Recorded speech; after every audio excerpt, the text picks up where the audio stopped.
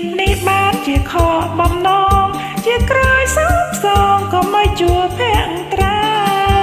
ជាតិនេះបានជាខបំណងជាក្រោយសោកសងក៏មិនជួបភក្តា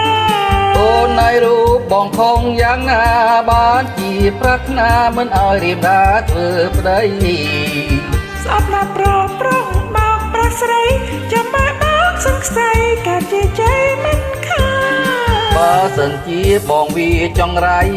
គុំកើតជាใจលើសក់ស្រីឲ្យបានបើសិនជាបងវាចង់រៃ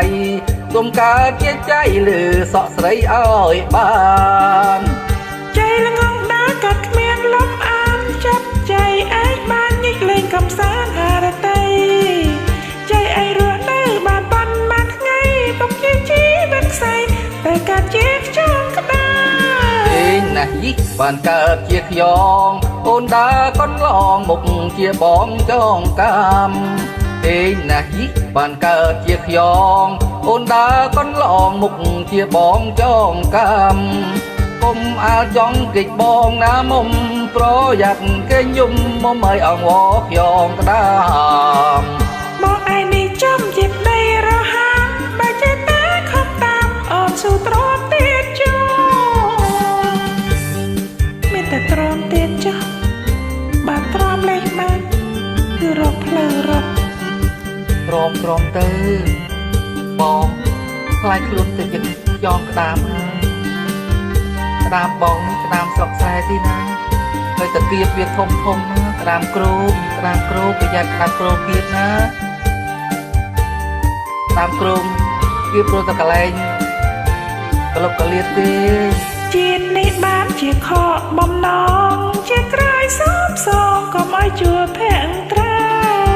ជាតិនេះបានជាខបំណងជាក្រោយសោកសងក៏មិនជួបភក្តាអូនในរូបបងខំយ៉ាងណាបានជាប្រាថ្នាមិនឲ្យរៀបរាធ្វើប្តីស្អប់ណាស់ប្រមកប្រាស្រីចាំមើលដងសង្ស័យកាត់ជាใจមិនខាបើសិនជាបងវាចង់រៃគុំកើតជាใจលើសក់ស្រីឲ្យបានបើសិនជាបងវាចង់រៃគុំកើតជាใจលើសក់ស្រីឲ្យបានใจល្ងងដើរកាត់គ្មានលំអានចាប់ใจ